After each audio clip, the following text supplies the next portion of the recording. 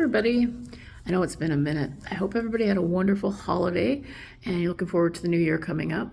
I can't speak for anybody else, but 2025 was a really not very good year for me. So I am more than happy to close the book on it, so to speak, this being a book channel, and move on to hopefully bigger and better things in January. So it has been a minute. Yeah, it's been about, I think, 2 months since my last post. I do apologize if anybody was, I don't assume anybody was waiting with bated breath to hear what I had to say about any books, but we'll leave it at that. But if anybody has been waiting for something I, was going to post, I'm sorry it's taken me so long. But I haven't been doing a whole lot of reading lately. I have read a little bit, and we'll get to that. So first off, I guess life update first, I guess. I'm still in the shelter. Nothing really new or spectacular there. The truth is, benefits don't pay enough to pay rent anywhere. Can't even share a room for the $390 that the benefit covers. Sorry, somebody just came by, and I didn't want to disturb anybody with my talking on my phone. Where was I going with that? Oh yeah, so I'm still in the shelter. And I have been trying to do some reading, but it is so hard to concentrate here. There's a lot of people are up very late at night, and there's a lot of drama. And then they nod off all day long, all kinds of weird places. So that's a little bit frustrating to try and get used to. But, you just kind of take it day by day. So the first book that I got through was the audiobook of The Lovely Bones. Now, Alice Sebold, I think is the author's name. Now, I saw the movie years and years ago, and it was okay. I dare say I liked the movie better than I liked the book. I really didn't care for the book. It was an interesting premise, but the execution was so dull. Oh, I kept falling asleep. Then I'd have to rewind and try to figure out where I was, and that is not a very good way to follow a story. So, the premise, if you're not aware, it's told from the story of a young girl named Susie Salmon. And the author said that she was kind of inspired by all the girls in the missing persons pictures, whether milk cartons or newspaper. And they were all girls that looked like she did as a teenager. They were, they had the mostly brown hair parted in the middle. If you remember all the pictures of Ted Bundy's victims, they all kind of had a very similar look about them. And so it's told from the perspective of this young girl. She's 14. It's December of 1973. And on her way home from school, she is essayed and unalived, as we say, on the YouTubes by her neighbor. And he disposes of her. Her body's never found. And he's never caught, which is really one of the annoying things, but it does happen. And turns out he's a serial, so he goes on to other victims. And then the story happens because Susie goes to an afterlife of sorts, but it seems more like a purgatory. She's kind of being held in this place.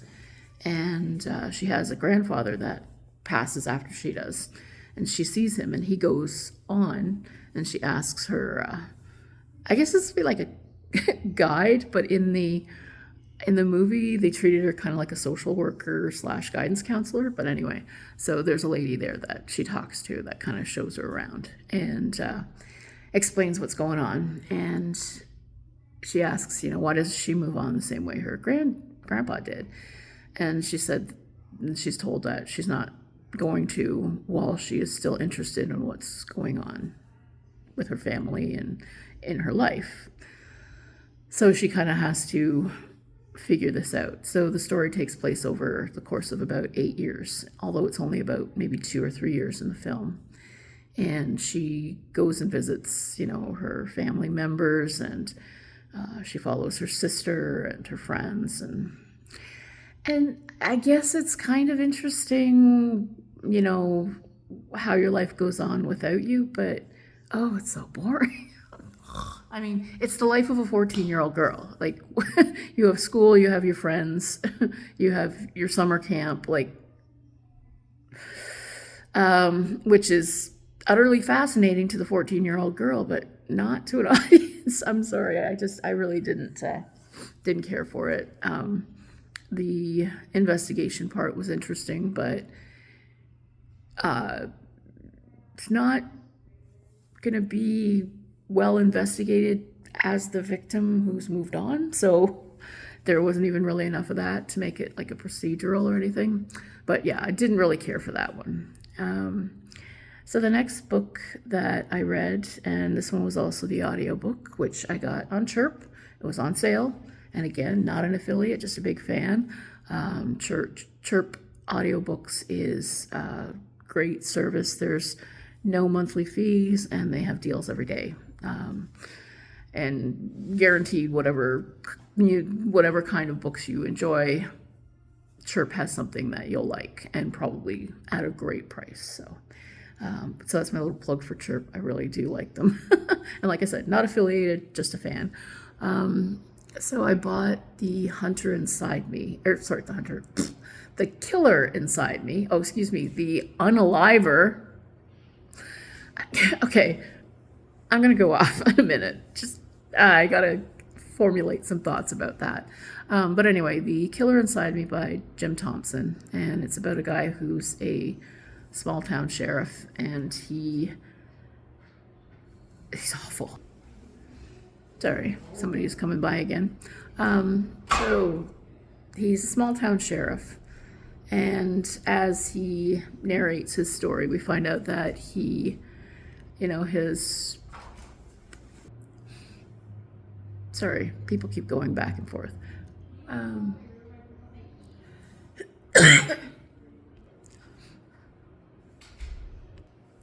Anyway, his brother goes down for a crime that he committed when they were kids. And now his brother has been unalived, and he knows who did it, and he sort of plots this elaborate scheme to try and get back at him. And he ropes a sex worker into, going along with it. And then he sort of pins it on this other guy. And then the guy that figures out that, hey, this could not have happened because this kid was out stealing tires when all of this was going on, well, he kills that guy too. So he just seems to commit all of these atrocities to cover up the crimes that he's already committed. And he talks about he talks about this monster that comes out of him, this sickness inside of him. And I was reminded, now I haven't read the Dexter books, but I've watched the show, the main show. I haven't seen the other shows. But I was reminded of how Dexter's always talking about his dark passenger. Like there's something that comes into him and then somehow gets quiet or leaves, right? Like he never is responsible for what he has done because it's this other thing, it's not him. And these guys, and I was thinking about these shitbags who do this horrible stuff, and yet we write these stories about them as heroes. And it did make me wonder why it is that we have so many works of media that hold up these absolute dicks. And I mean, this guy wasn't even charming. Like he was just an awful person. And I mean, some of them, like Hannibal Lecter, okay, he's intelligent and interesting, but he's a murdering bastard. Like, why are these people our heroes? And this is one of the things that I've kind of always, I've questioned for a few years. I mean, I used to like shows about anti-heroes, but the longer I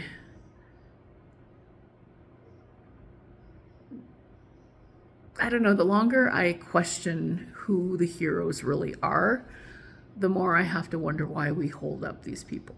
And that was how I felt about this book. Like, you know, I mean, it's an okay story. It's well written. And in fact, it's one of the, better written, more compelling kind of crime stories I've read in a while. But this guy is just a dick.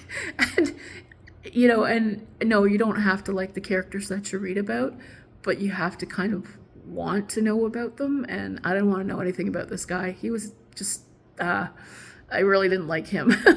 I'm kind of curious about seeing the movie versions, especially the one that was made in the 70s with Stacy Keach. Now, I freaking love Stacy Keach. Talk about a guy who plays assholes really, really, really well. I don't know if Stacy Keach has ever played a good guy.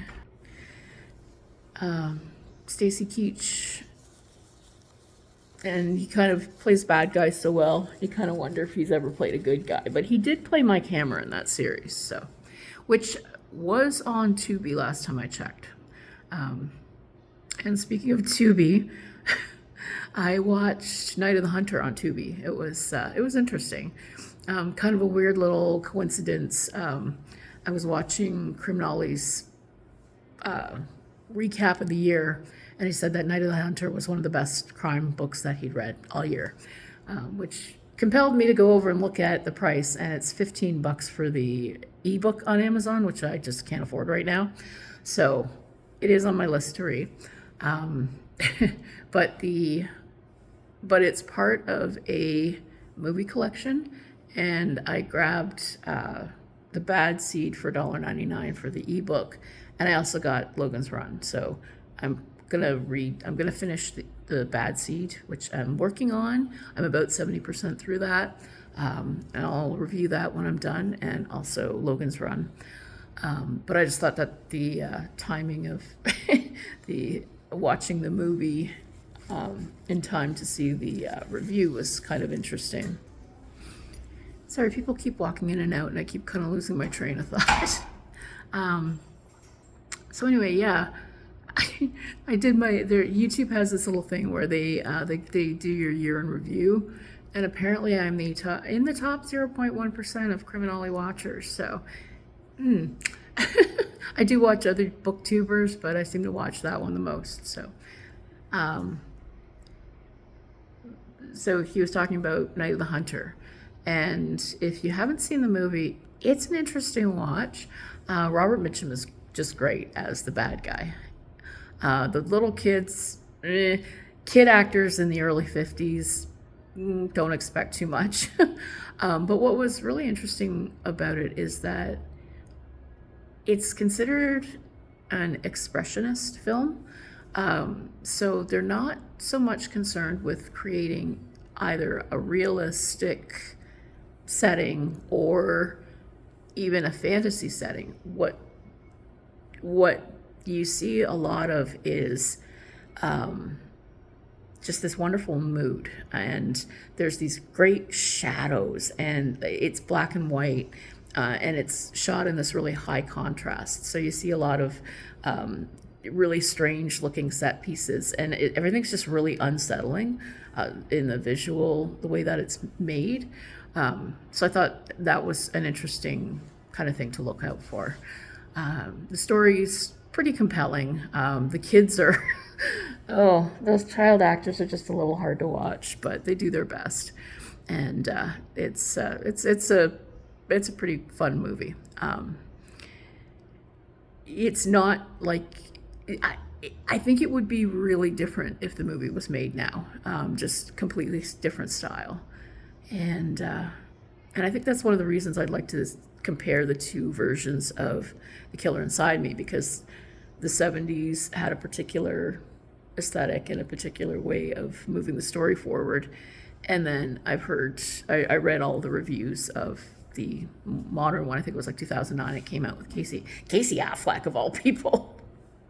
But apparently it's quite, it really leans into the kind of BDSM side of things, which isn't as prevalent in the book. The book is a lot more subtle, probably more because it did come out in the early 50s. I mean, there was a lot of stuff you couldn't talk about back then.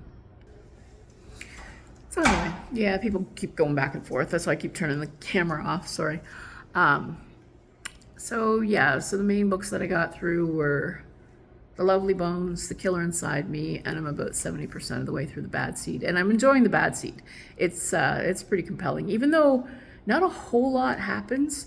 It's still kind of interesting to see how the people around this awful little girl react to the things that she says and the things that she says and does. So I'm enjoying it. I'll tell you more when I've finished it. So what is coming up for January? I don't have any specific plans. I would like to read Logan's Run. And I mean, obviously I've got other books that I'm always going to kind of be working through. Like I've got the Edgar Allan Poe and the Watership Down that I started with the Read What You Own, but I barely even touched. And I have a lot of audiobooks and Kindle books still, waiting to be looked at, read, cracked, worshipped. The only other thing that I've really kind of been on top of was Welcome to Derry. Kind of enjoyed it. And the last season of Stranger Things, also enjoyed it. So we'll see how the finale of Stranger Things turns out. And Welcome to Derry is, I think it's more of a hit than a miss. I really enjoyed the cast. I thought what they did with the background of Derry was kind of interesting. It's not the book. I mean, the book, if it had been book faithful, it would have been really, really good, but it's still pretty good. I'm going to leave it at that just because I don't want to spoil anything. And I guess upcoming in January, other than Logan's Run and finishing The Bad Seed, I don't have any specific plans, but hopefully something will kind of come up. I don't know. I'm going to apply for a job. Keep your fingers crossed. I get it. Not holding my breath, but we'll see what happens. And other than that, I hope everybody had a wonderful, wonderful holiday. Hope you got to see your family. Hope you got some nice treats. And I really wish everybody a happy new year and lots of joy and health and great books in the new year. And I hope you're reading lots of horror. Have a great day.